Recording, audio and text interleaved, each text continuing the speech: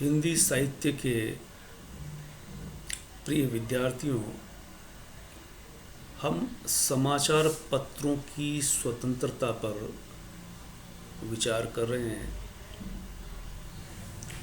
और ये हमारा तीसरा पायदान है।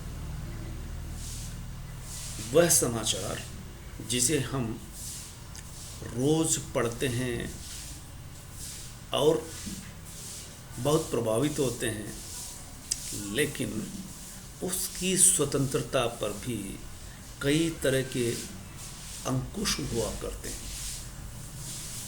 उन अंकुशों से हम वाकिफ हुए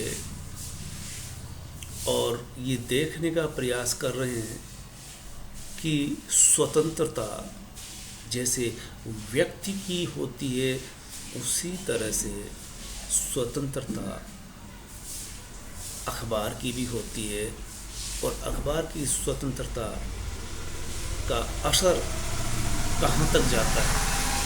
अब हम कुछ विद्वानों, राजनीतिक हस्तियों के कहे गए शब्द, कही गई बातों से इस बात का अंदाज़ा लगाएंगे कि विचाराभिव्यक्ति की स्वतंत्रता क्यों कर ज़रूरी होती है।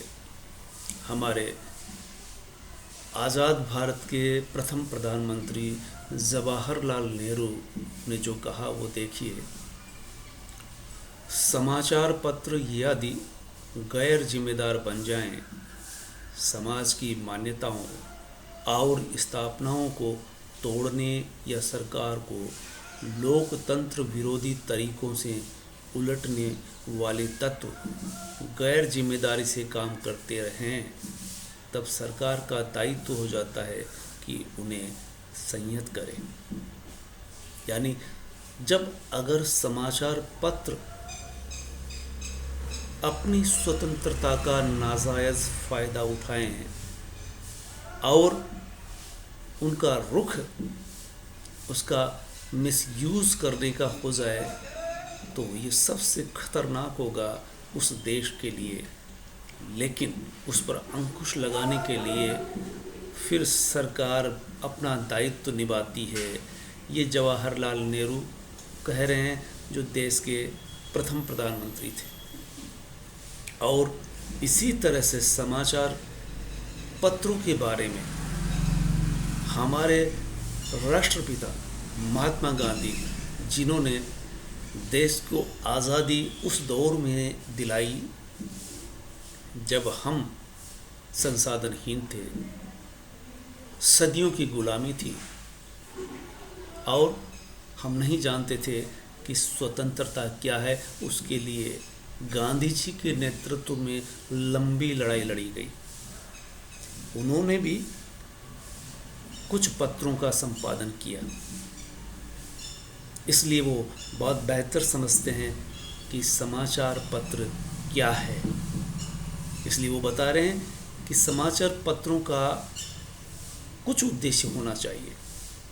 पहला उद्देश्य बताते हैं, जनता की इच्छाओं, विचारों को समझना और उन्हें व्यक्त करना। ये उनका पहला कर्तव्य है कि सबसे पहले जनता की इच्छा क्या है उसे समझे और इच्छाओं और विचारों को समझकर फिर उन्हें व्यक्त करें, और इस व्यक्त करने में वो कोताही नहीं बरते।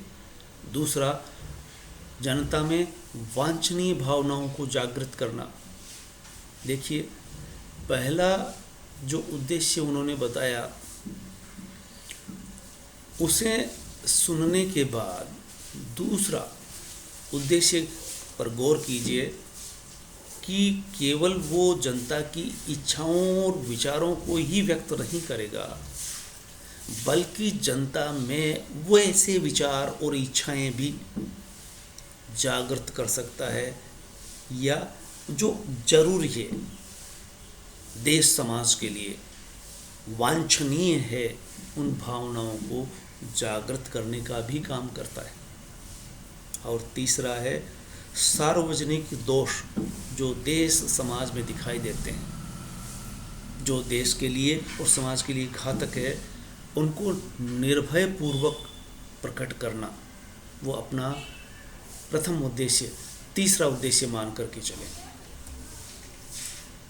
इस तरह से हम देखते हैं कि पत्रकारिता की बहुत शक्ति होती है और उसका दायित्व होता है उसकी स्वतंत्रता को बरकरार रखने के लिए कईयों को अपनी भूमिका निभानी पड़ती है। भारत में पत्रकारिता ने संस्कृति, सभ्यता, शक्ति के प्रतीक के साथ जन आकांक्षाओं का प्रतिनिधित्व किया है और इस भूमिका के निर्वहन के दो रूप रहे हैं। पहला, नवीन मूल्य की स्थापना करना, यानी ऐसे मूल्य जो हम पहली बार देखेंगे, समझेंगे, अपनाएंगे, यानी वो मूल्य जो नवीन है। हम अपने समाज में और देश में कुछ मूल्यों की स्थापना करना चाहते हैं तो इस काम को पत्रकारिता से बढ़कर दूसरा नहीं है। और देश दुनिया में जो समस्याएं हैं उनका निपटारा भी वो करते हैं। चलिए, नवीन मूल्य संस्थापना किस तरह से की जाएगी? जागरूक जनता पत्रों की स्वतंत्रता बरकरार रख सकती है, यानी नवीन मूल्य की स्थापना वो करेगा, लेकिन पहले उसकी स्वतंत्रता बरकरार रहनी चाहिए और इसके लिए भी जनता अपनी भूमिका निभा सकती है। वो जनता जो जागरूक होगी। हर अखबार में आपने देखा होगा कि समाचार छपते हैं, संपादकीय और व्यापार जगत, फिल्म जगत, इस तरह से उस पन्नों में कई चीज़ों को जगह मिलती है।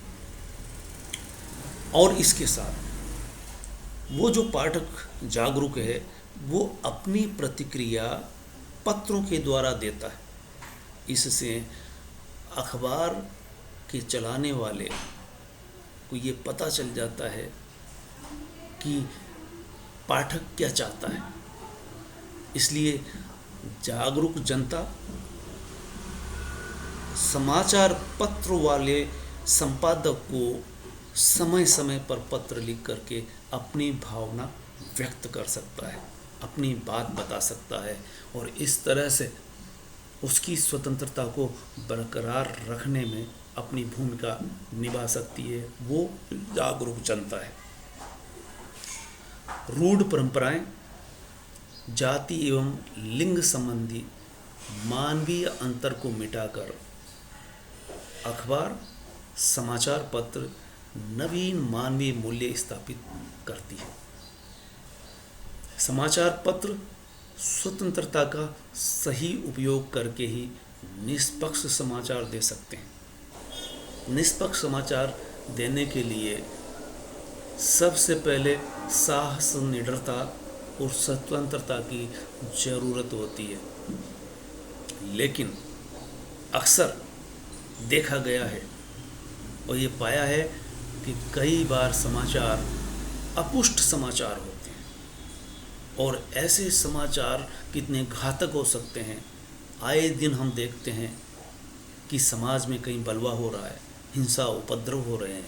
इसके पीछे कुछ तत्व होते हैं, लेकिन ऐसे तत्व और ऐसे समाचार पत्रकार अपनी भूमिका जब सही से नहीं निभाते तब ऐसे उपद्रव होते हैं जो समाचार छपने के बाद पता चलता है कि उस समाचार देने वाले पत्रकार ने पुष्ट खबर के बजाय अपुष्ट समाचार दिया, यानी जगह पर पहुंचा नहीं, घटना को देखा नहीं और बात को रख दिया। वो बात कितनी महंगी पड़ने वाली है ये उसे शायद पता नहीं या कर्तव्य बोध का पता नहीं। दूसरा, समस्या का समाधान करने का ये